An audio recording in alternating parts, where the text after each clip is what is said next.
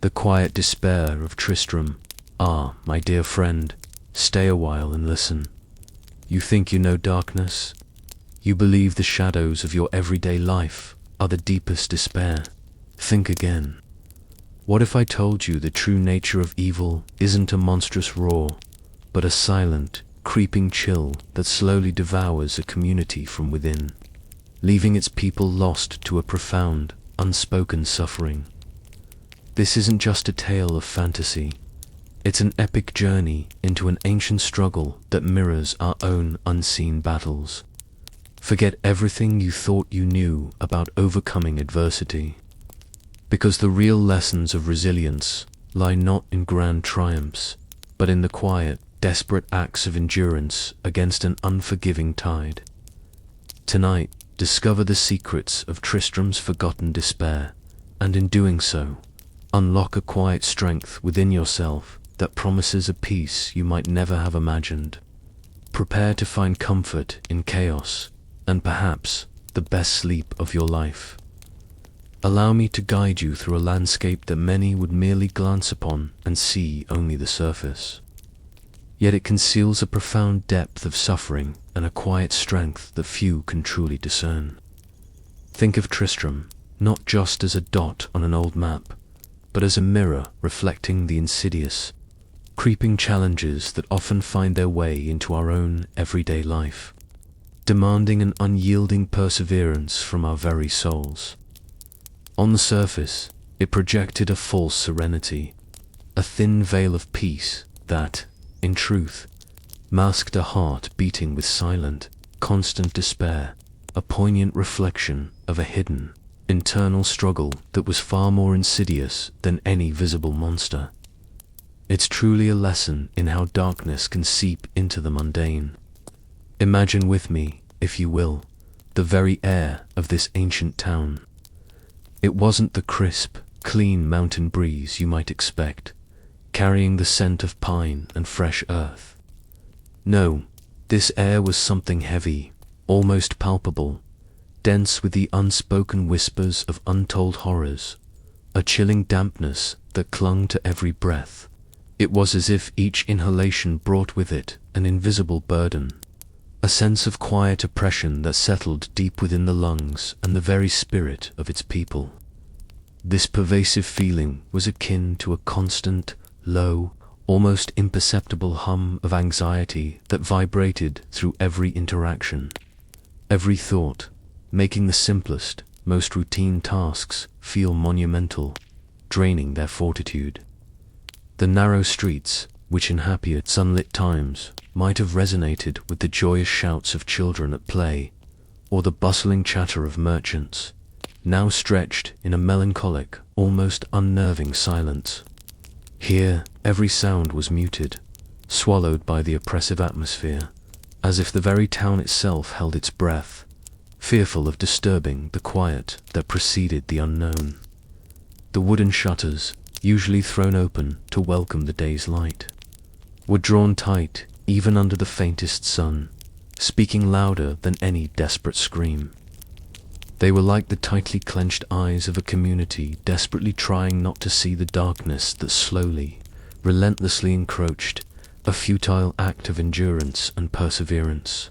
These homes, once beacons of comfort and warmth, had become silent fortresses, each family retreating into itself, trying to shield what little hope remained from the unseen threat.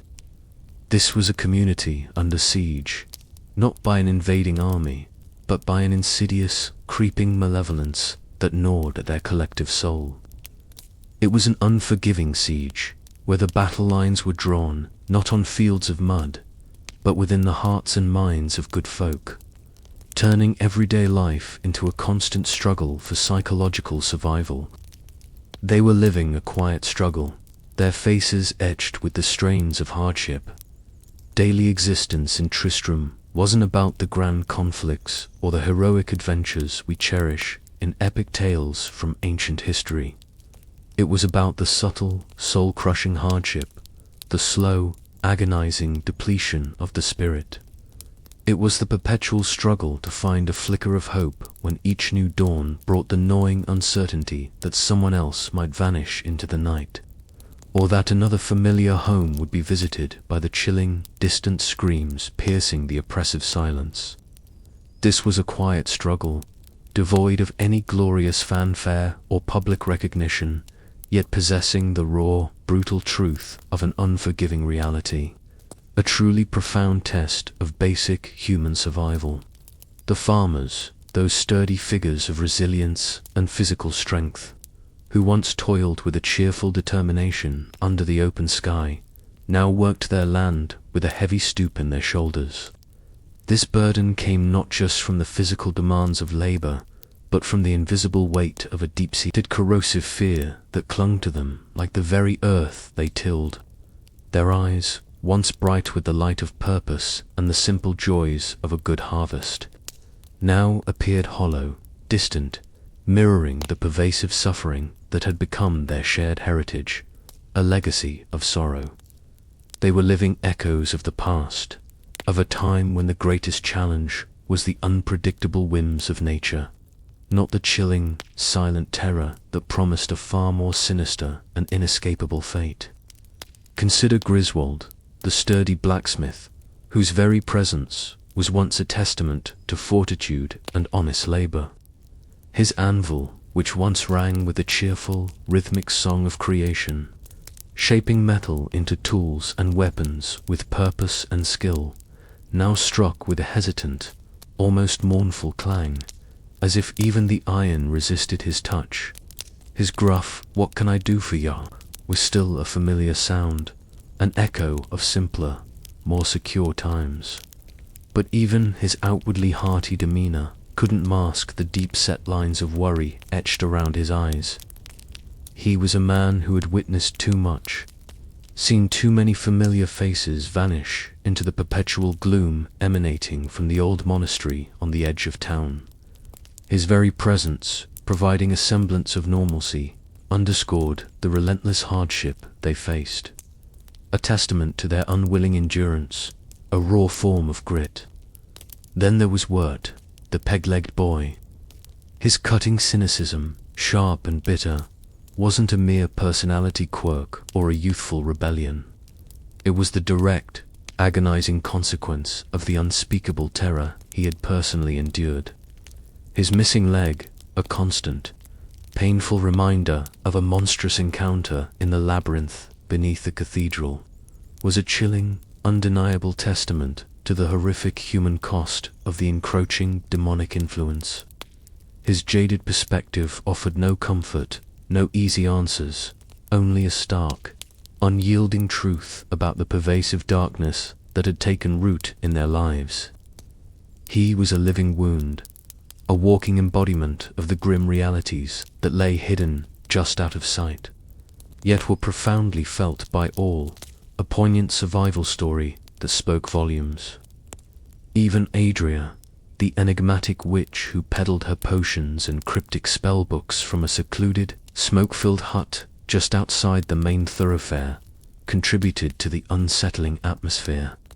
While seemingly helpful, her presence was shrouded in a subtle, almost imperceptible deception, a calculated move in a grander, far more sinister game, one played on a timeless stage. Her quiet, knowing gaze and the strange, potent herbs she offered seemed to hint at ancient knowledge and profound mysticism. Yet they concealed a deeper, more insidious allegiance. Her very presence, while ostensibly providing aid, reinforced the pervasive sense that hidden secrets lurked beneath every surface in Tristram, a key piece in the unfolding mystery that was slowly unraveling the very fate of the town, an intricate culture of dread. And then we turn our gaze to Deckard Cain, the venerable town elder, a man whose very name resonated with the weight of ancient wisdom and forgotten lore. He was, in fact, the last surviving descendant of the Horror Dream, an ancient order of mages long dissolved. Their profound knowledge of the imprisoned evils now tragically relegated to mere folklore and whispered tales. Cain would offer cryptic advice, his words heavy with the immense burden of forgotten history, subtly hinting at the terrible legacy that lay buried, like a festering wound, beneath the desecrated cathedral. He was a reluctant guide, his initial reticence and the measured cadence of his voice adding to the layers of mystery that enveloped the town, like mist clinging to ancient stones. His tales, though fragmented and often delivered with a weary sigh, were compelling, serving as the only tenuous threads connecting their present torment to a distant, equally terrifying past. He was the living bridge to forgotten worlds, the somber guardian of historic truths that might, just might, unlock the source of their profound suffering, offering vital lessons about the true nature of the ancient pathways leading to absolute darkness. His very existence was a quiet, profound discovery, a beacon of wisdom in a sea of ignorance. The townsfolk, in their quiet despair, sought solace in the comfort of simple routines, in the fading echoes of the past and their deeply ingrained, time-honored traditions. The communal meals, which in earlier, brighter years had been boisterous affairs filled with laughter and vibrant storytelling, had now become hushed, somber gatherings, punctuated only by furtive glances towards the ever-ominous cathedral, the chilling epicenter of their growing terror. It was a desperate attempt to cling to any semblance of normalcy, a silent struggle against the encroaching dread, a daily demonstration of their profound endurance against an invisible foe. Contrasting sharply with their usual simple existence, even these small, cherished comforts were being slowly, relentlessly eroded by the pervasive evil. Imagine the quiet, mournful prayers offered in the newly rebuilt cathedral, completely unaware that its very foundations rested directly upon the prison of pure malevolence, a place where Diablo himself had been sealed. This unwitting piety, intended by King Leoric to bring light and spiritual comfort to his people, inadvertently paved the way for an even deeper, more consuming darkness. It was a cruel irony, a devastating sacrifice of innocent faith that, unbeknownst to them, was leading directly to their ultimate doom, illustrating a bitter lesson about fate's cruel and unforeseen hand. Their days became a constant, exhausting rhythm of small, almost imperceptible acts of endurance, a testament to their raw grit. The women would meticulously tend their meager gardens, their hands hardened by endless toil, their faces now permanently etched with quiet worry, the lines deepening with each passing day as if carved by sorrow. The men, too, would attempt to mend what was broken, whether it be essential tools for survival or the very spirits of their neighbors. But a pervasive sense of unyielding futility permeated their every effort. It was a profound testament to the sheer resilience of the human spirit, even when confronted by an unforgiving tide of encroaching despair. They kept pushing forward, not out of grand ambition, but from the primal, instinctual drive to simply survive, to find hope in the bleakest moments. In this town, the struggle was as much internal as it was external. It was the constant battle against the chilling suspicion that something truly, fundamentally wrong had occurred, something vast and malevolent that lay far beyond their simple understanding. This daily strife, this quiet, gnawing suffering, began to subtly transform them, hardening them in ways they could scarcely articulate, forging an inner power born purely of absolute necessity. It's a profound reflection, truly, of how life's struggles, even the most insidious and unseen ones, can reshape the very fabric of a community, embedding deep roots of fortitude and an extraordinary, quiet perseverance in the face of relentless adversity. This subtle, pervasive sense of decay, this slow, agonizing devouring of their community from within, underscores a powerful and chilling truth. The corruption that emanated from below wasn't just about the monstrous creatures lurking in the labyrinth's shadows. It was about the insidious psychological and physical toll it exacted on the innocent. It painted a grim, yet tragically beautiful, portrait of a town in decay, where even small acts of courage were constantly overshadowed by the overwhelming, unseen presence of evil, a constant challenge to their very existence. The echoes of the past here were not comforting memories or nostalgic remembrances, but chilling warnings of a future yet to unfold, hinting at a larger, more devastating conflict that was just beginning. Indeed, the true challenge lay not just in confronting the manifest horrors that would eventually crawl from beneath the earth, but in understanding the insidious, patient nature of the darkness that had begun to consume their world, piece by agonizing piece, from the inside out.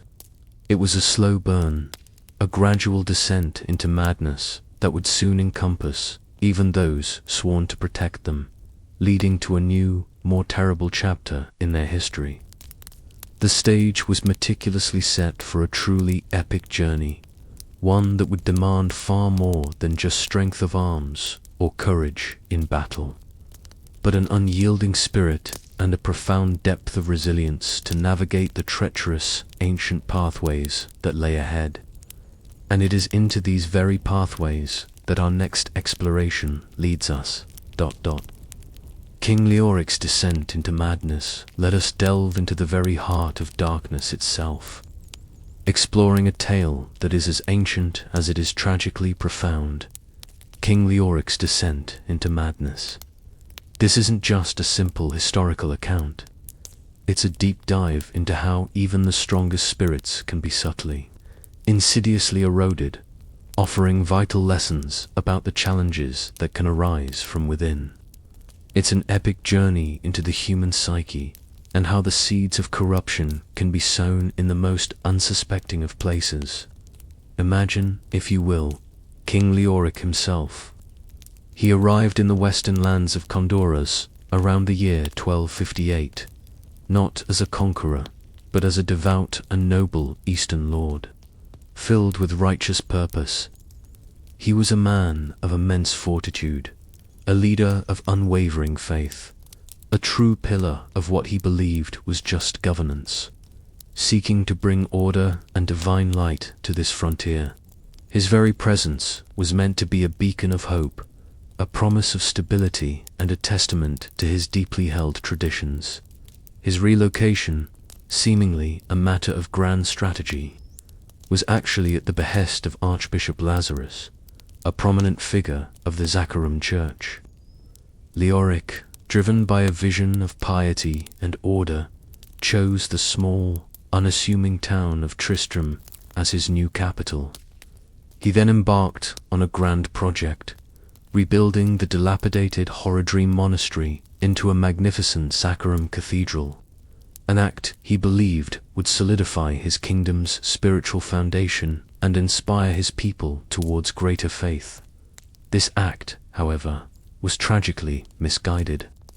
Unbeknownst to the king or his loyal subjects, directly beneath the very foundations of his new cathedral lay the ancient prison of Diablo, the Lord of Terror still slumbering within his powerful soapstone. This decision, seemingly an act of profound devotion and a testament to his noble spirit, became an unwitting invitation for the deepest evil, a cruel twist of fate that would unleash an unforgiving wave of suffering.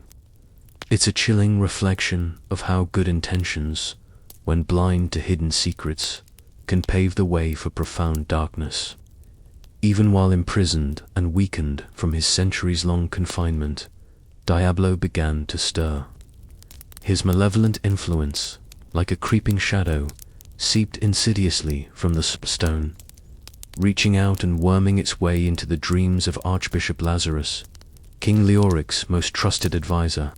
This was no overt assault, but a subtle, psychological struggle, a silent battle for the mind, slowly infecting the very fabric of Tristram's leadership and marking the beginning of a terrifying transformation that would change everything. Lazarus, a figure who, as later ancient knowledge reveals, was also the custodian of Mephisto's soulstone in Karast.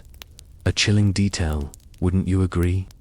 Gradually succumbed to Diablo's insidious whispers, lured into the labyrinth beneath the monastery, a place meant to contain evil. He performed an unthinkable act. He shattered Diablo's soulstone, finally releasing the Lord of Terror from his centuries-long prison. This act of betrayal, a profound sacrifice of innocent trust, was a pivotal moment in this timeless conflict, a truly devastating event for the community. Though now free, Diablo remained in a weakened, immaterial state, still desperately requiring a physical anchor to fully manifest his terrifying power in the mortal realm. His initial target for possession, naturally, was King Leoric himself. It's a classic move, isn't it? Aim for the head. However, the king's will, though noble and possessing immense fortitude and inner power, proved to strengthen, too unyielding for the weakened demon to fully overcome. This was Leoric's moment of ultimate resilience, ironically leading to his ruin. Instead of complete possession, Diablo's persistent, insidious attempts drove Leoric into a maddening rage, twisting his once just mind into a paranoid tyranny. He became consumed by a deepening psychosis. His noble spirit slowly eroded, leading him to torture and execute innocent townsfolk, accusing them of imagined dark crimes. His madness escalated to the point where he ordered his loyal knight Lachdanan, and even his own beloved son, Aidan, on a suicidal war against the neighboring kingdom of Westmark. This spreading contagion of terror, emanating from Diablo, did not merely possess, it infected and destroyed from within, showcasing a new kind of suffering and struggle for the community. Leoric's descent wasn't just a mere plot point in a tale, my friend, but a chilling demonstration of how deeply Diablo's essence could corrupt, even without full control, leading to internal strife and self-destruction within his own kingdom. Imagine the once respected monarch, his eyes now blazing with a fevered, unnatural fire, his voice a distorted echo of its former authority, condemning his loyal subjects to brutal ends based on twisted delusions. The very guards who once protected him now recoiled in fear, caught between their sworn duty and the terrifying reality of their king's unraveling mind, a true tragedy. The tragic irony, you see, was that Leoric's very strength of will, his unyielding determination which prevented direct demonic possession, instead condemned him to a living madness and, ultimately, an unholy undeath. It's a somber lesson that even the greatest courage and fortitude can be twisted into a conduit for ruin, a fate far crueler than any direct conquest. This serves as a powerful reflection for us all. Sometimes, what we perceive as our greatest strength can become our most dangerous vulnerability, if not properly understood and protected. Unable to endure their king's escalating tyranny and the pervasive darkness he had become, Leoric's own knights and priests were tragically forced to slay him, bringing an end to his torment and his reign of terror. This was a terrible, heartbreaking decision for men of faith and loyalty, a desperate sacrifice of their oaths to end the madness that had consumed their ruler and threatened to engulf the entire kingdom in suffering.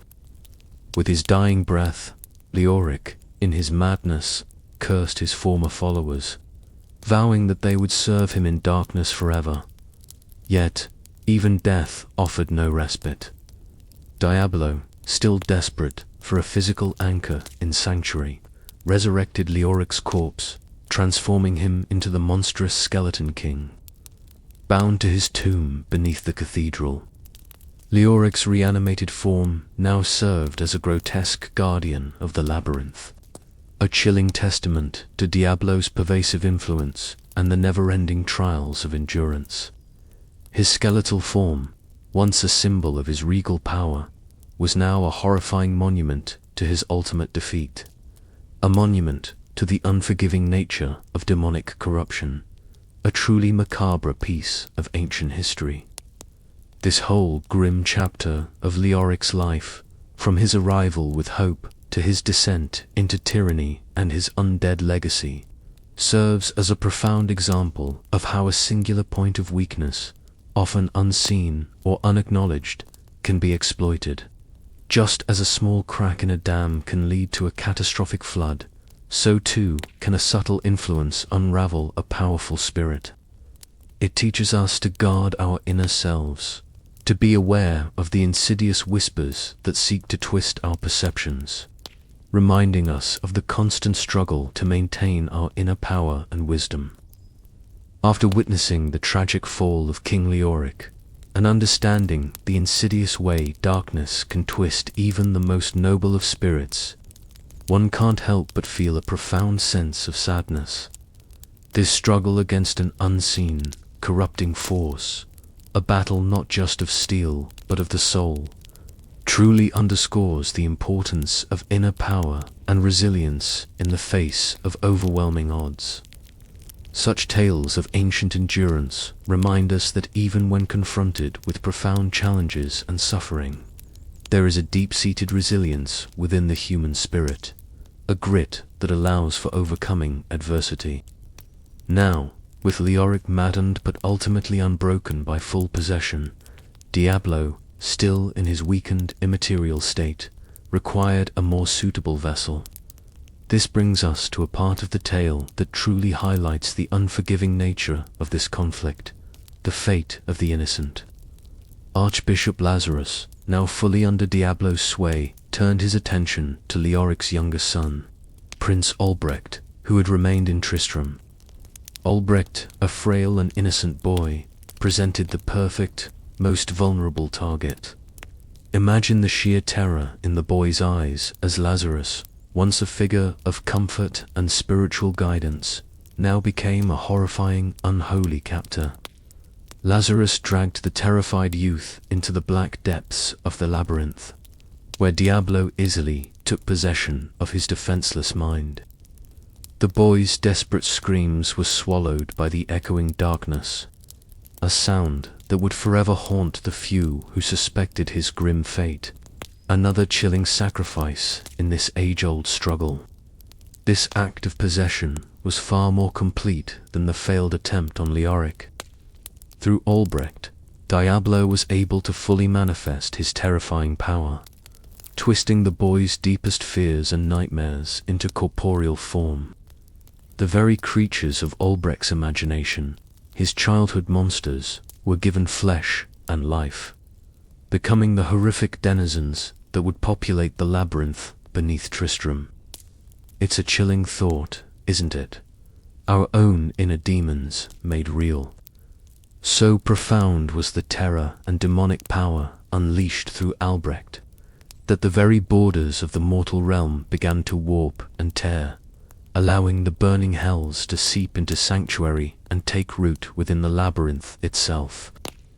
This chilling development illustrated that innocence, far from being a shield, could be the ultimate vulnerability to demonic corruption.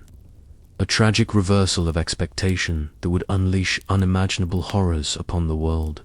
A truly unforgiving transformation of ancient pathways. The purity of the child became a grotesque conduit for ultimate evil. A horrifying legacy of the primeval's subtle machinations and its relentless striving. The consequences of Leoric's madness and Albrecht's possession rippled through Tristram like a poisoned tide, deepening the despair and intensifying the pervasive sense of dread. The town became a living testament to the escalating demonic influence, each inhabitant bearing the scars of the encroaching darkness. This daily existence, overshadowed by an incomprehensible evil, forced upon them a desperate endurance, a raw grit that allowed them to simply keep breathing. It's a powerful testament to the human spirit in the face of overwhelming adversity, demonstrating the deep roots of resilience that can be found even in the most tragic of tales. This transformation of a peaceful kingdom into a realm of madness and fear serves as a profound lesson for us all.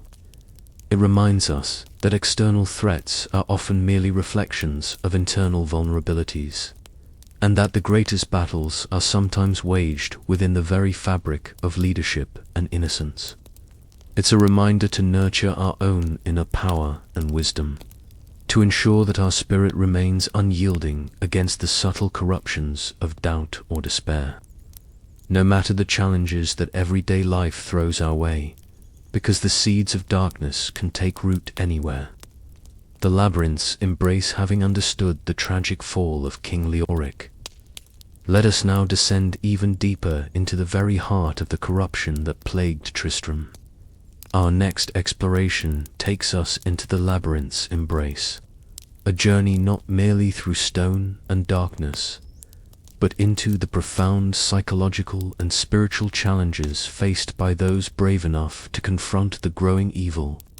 This is where the true test of endurance began, an epic journey into a realm where ancient darkness took physical form. The true heart of Tristram's corruption lay not in the visible despair of its townspeople, nor in the madness of its king, but in the sprawling, multi-layered labyrinth burrowed deep beneath the cathedral. This wasn't just a collection of dark, forgotten passages, mind you. It was a living, breathing manifestation of Diablo's insidious influence, a malevolent entity in itself.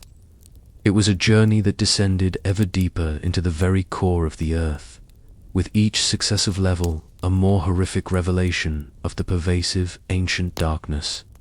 The very air grew colder, heavier, saturated with a tangible sense of dread as one ventured further into its depths.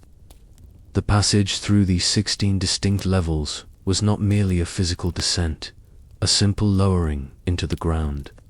No, it was a symbolic plunge into madness, a slow, suffocating embrace of pure terror.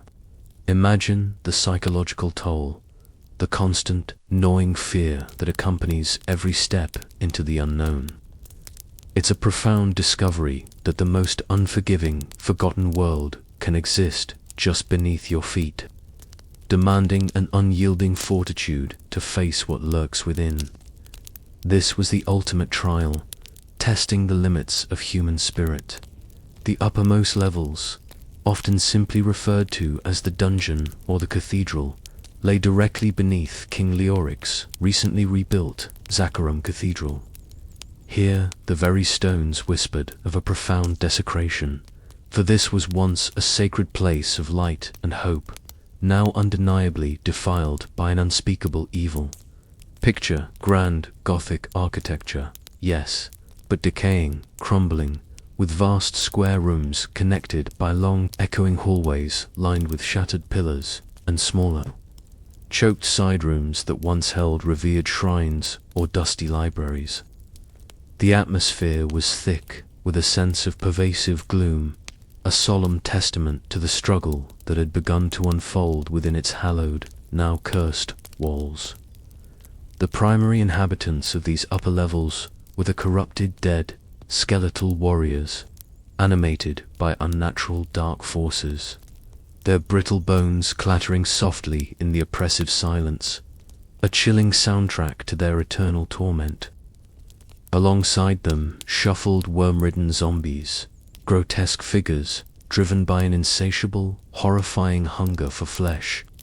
Some whispered that these grotesque forms were once the valiant Horadrim monks themselves, figures of ancient wisdom now twisted mockeries of their former selves, forever bound to a torment beyond death.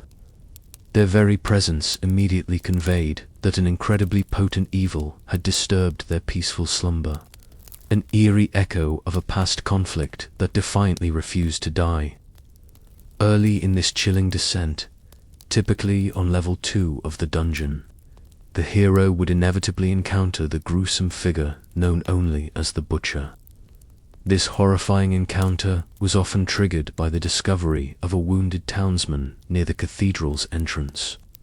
A stark, visceral warning of the raw brutality that lay deeper within. The butcher, a hulking demon stitched together from other demonic parts, a truly monstrous sight, would burst forth from his corpse-filled, blood-soaked room with his infamous, guttural cry. Fresh meat.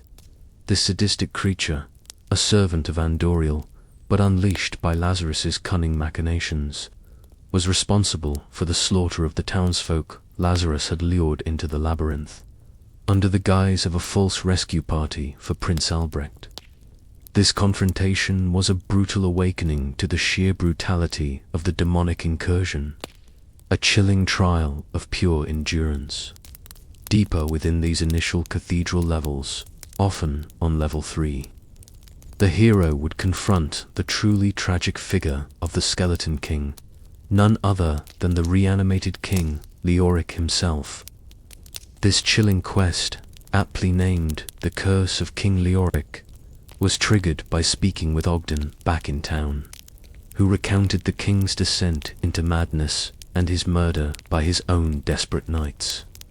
Leoric, now a gigantic, terrifying reanimated skeleton, would taunt the hero with a booming, hollow voice, proclaiming his eternal servitude to a master Diablo, and raising an army of the dead to thwart any progress. The defeat of the Skeleton King, while a necessary act of courage, provided a tragic resolution to Leoric's cursed, unending existence, a solemn act that also subtly hinted at the greater evil still at large. A profound lesson in the grim fate of those touched by ultimate darkness.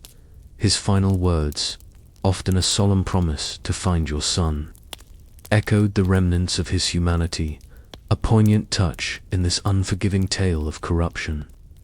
It reminds us that even heroes might be forced to make truly heartbreaking sacrifices, battling corrupted forms of once noble figures.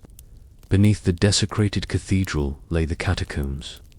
Spanning levels 5 through 8, the atmosphere here shifted distinctly, becoming one of deeper, more oppressive darkness.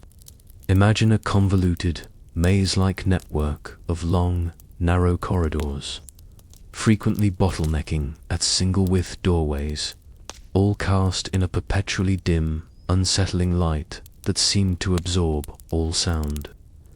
The air here seemed thick, heavy with the smell of death, a pervasive, cloying stench that clung to everything, assaulting the very senses.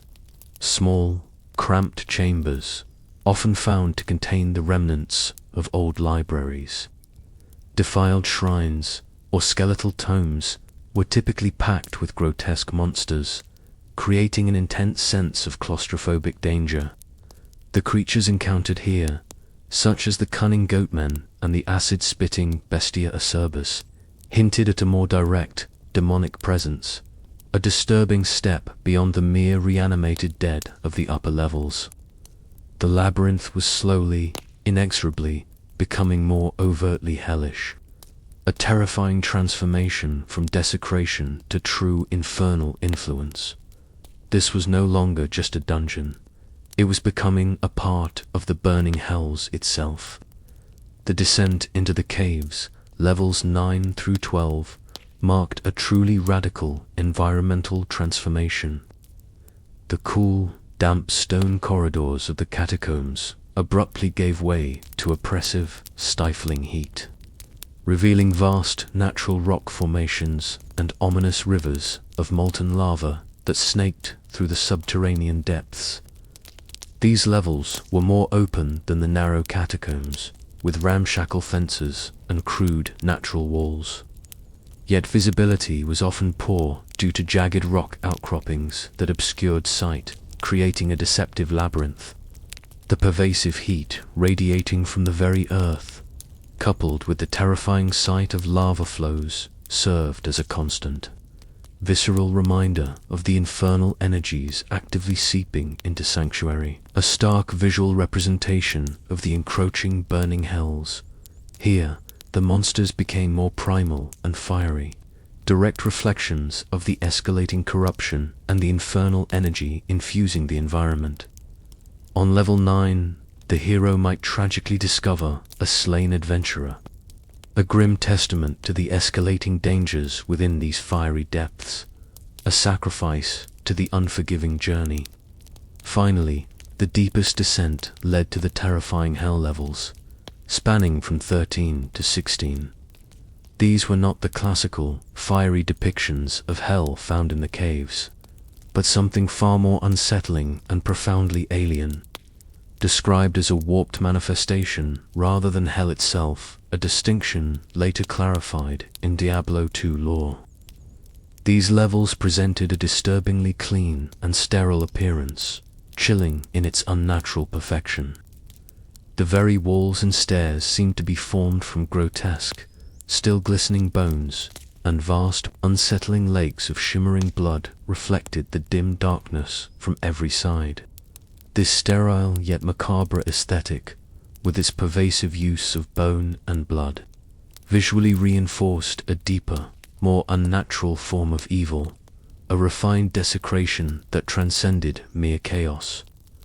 Most layouts were divided into distinct quadrants, featuring wide-open spaces which, while offering tactical advantages for ranged combat, also paradoxically contributed to an oppressive atmosphere, symbolizing the pervasive nature of the evil with little room for mental escape.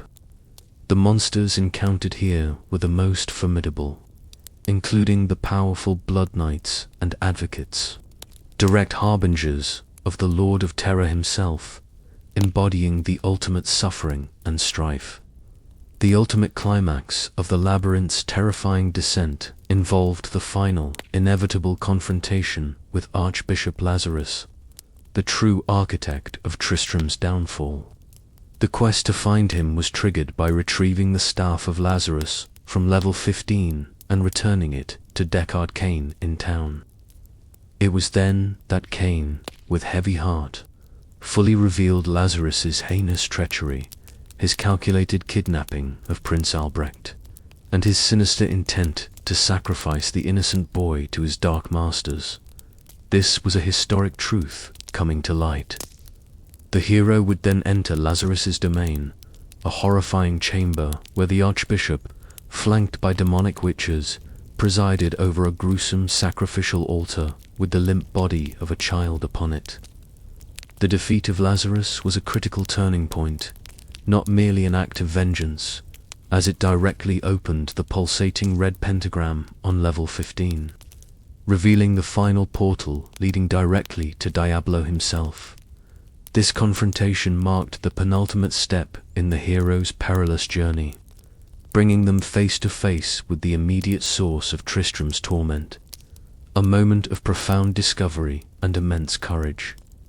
As you drift deeper into these chilling tales of Tristram's labyrinth, consider how these physical layers mirrored the increasingly dense layers of darkness, creeping into the souls of the characters and the very fabric of their reality. Each descent was not just a step into a deeper part of the dungeon, but a plunge into a more profound understanding of the relentless evil at play, a grim lesson in overcoming adversity. It's a powerful reflection on the human spirit's capacity for endurance. This kind of gradual transformation, this slow, unfolding dread, where the very environment reflects the escalating corruption, often reflects the subtle challenges we face in our own everyday life. Think of how small, seemingly insignificant decisions can lead us down ancient pathways we never intended, slowly but surely altering our perspective and our reality. It's a reminder to be ever vigilant, to trust our inner power and wisdom. And if these ancient pathways and the trials they present resonate with you, stirring a gentle curiosity or offering a moment of quiet reflection amidst your own life's struggles, know that your support helps us continue sharing these historic truths and survival stories. Perhaps, in subscribing, you might find that the Sleepy Wizard's blessings bring you not just fascinating insights into forgotten worlds, but also a deeper, more undisturbed sleep, a true moment of peace amidst the clamor of your waking hours, preparing you for the next challenge. The Lord of Terror and its aftermath. Excellent, my friend. Having traversed the chilling depths of the labyrinth, we now arrive at the culmination of our epic journey, a moment of profound conflict and sacrifice. This final chapter, The Lord of Terror and its aftermath, offers perhaps the most poignant lessons of all, revealing the unforgiving nature of true darkness and the subtle yet powerful ways in which ancient evils can leave an enduring legacy. It's a tale that truly tests the limits of endurance and questions the very meaning of triumph.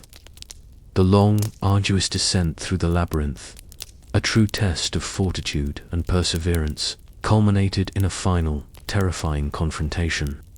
After navigating the bone-laden corridors of the deepest hell levels and vanquishing the treacherous Archbishop Lazarus, the very architect of Tristram's downfall, the hero stood at the precipice of true, cosmic terror.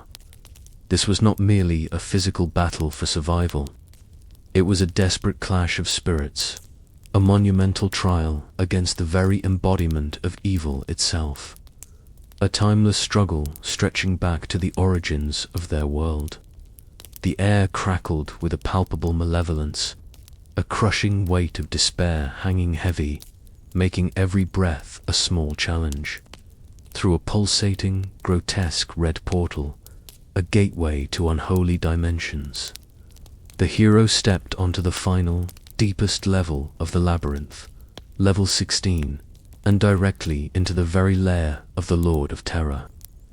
Here, in this chilling crucible, the hero finally faced Diablo, not in his true, gargantuan demonic form, but possessing the frail, innocent body of Prince Albrecht.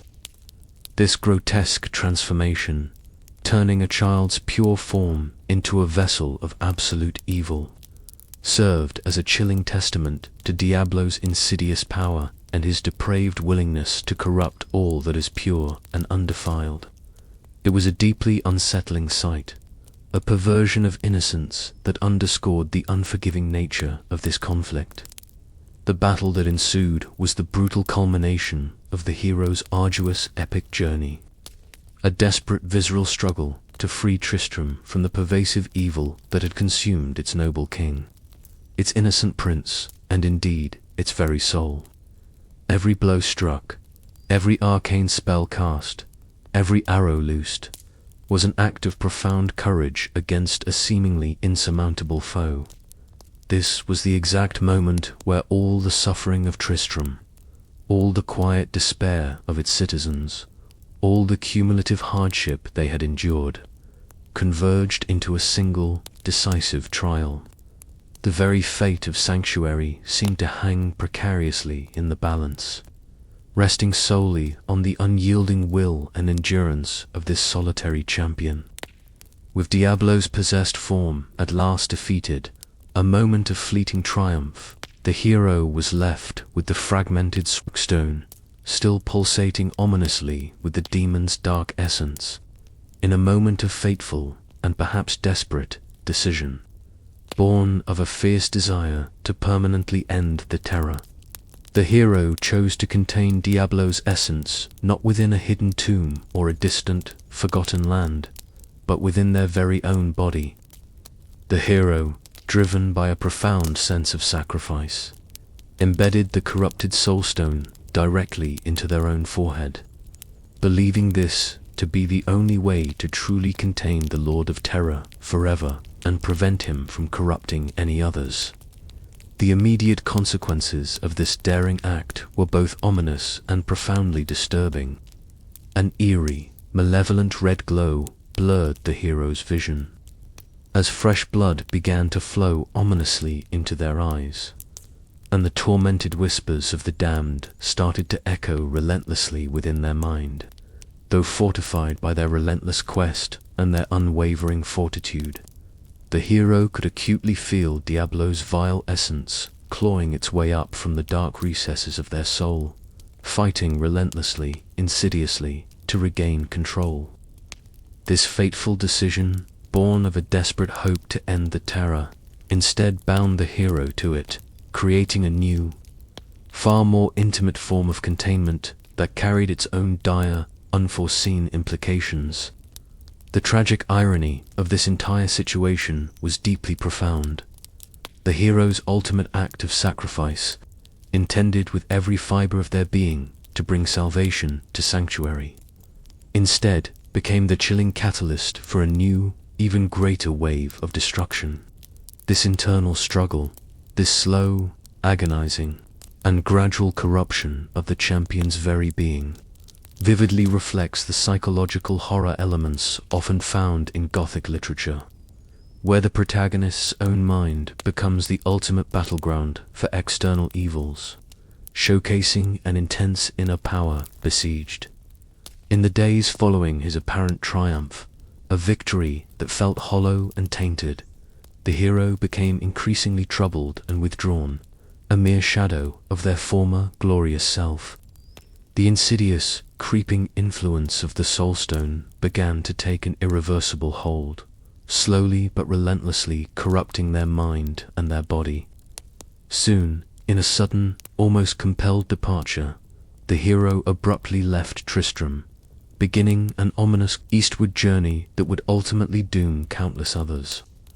This horrifyingly transformed figure became known as the Dark Wanderer, a hooded, cloaked individual whose every step was marked by the spreading of evil and the manifestation of terrifying demonic forces in their wake.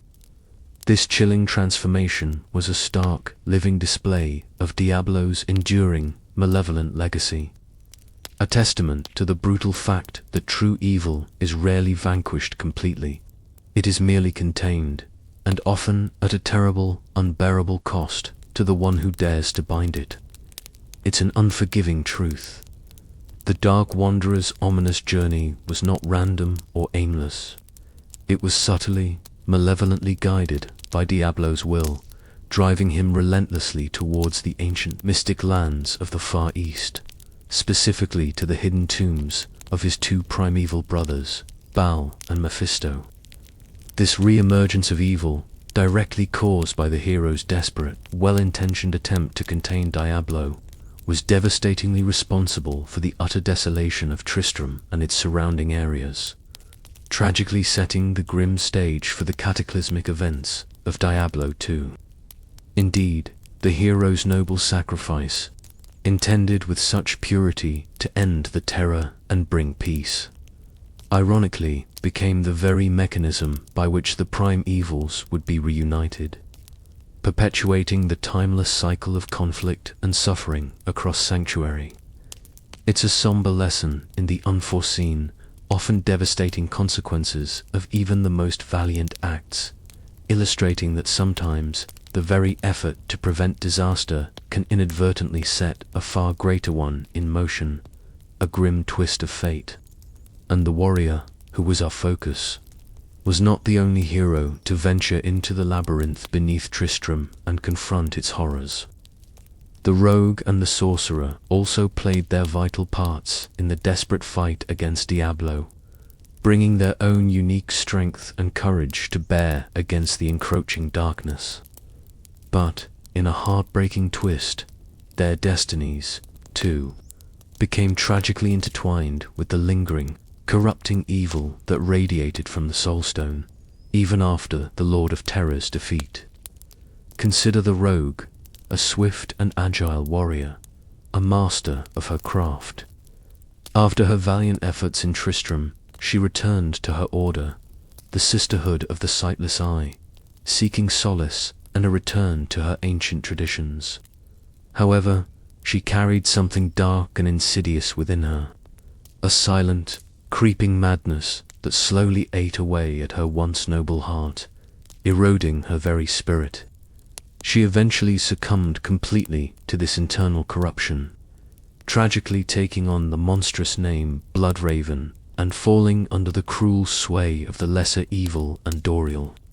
She would later be encountered as a horrifying undead foe, a twisted, macabre shadow of her former glorious self.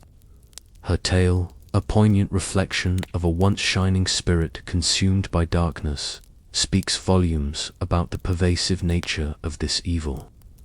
A brutal survival story turned tragically sour. Similarly, the sorcerer, a seeker of ancient knowledge and arcane wisdom, deeply affected by his harrowing delves into the cathedral's depths, was driven to madness by his insatiable, almost obsessive hunt for greater power. Scarred by his terrifying experiences and the chilling revelations of the labyrinth, he traveled eastward, consumed by his quest. He eventually discovered the mystical arcane sanctuary of the great mage Horizon, a place teeming with forgotten lore and dangerous secrets. There, in that hallowed but ultimately corrupting place, he lost himself completely to his increasingly twisted and corrupted studies, becoming the enigmatic and deranged figure known only as the Summoner. His intellectual journey, once driven by pure scholarly curiosity and the noble pursuit of wisdom, became a chilling path to his ultimate undoing, highlighting the profound trials faced even by those seeking empowerment through forbidden means. It's a lesson in how even the most brilliant minds can be shattered by the unforgiving, a law of absolute power when unchecked by inner power and true wisdom. The tragic fates of all three heroes, from Diablo I, the warrior, the rogue, and the sorcerer, underscore a profound and deeply unsettling theme: the pervasive, all-consuming nature of evil.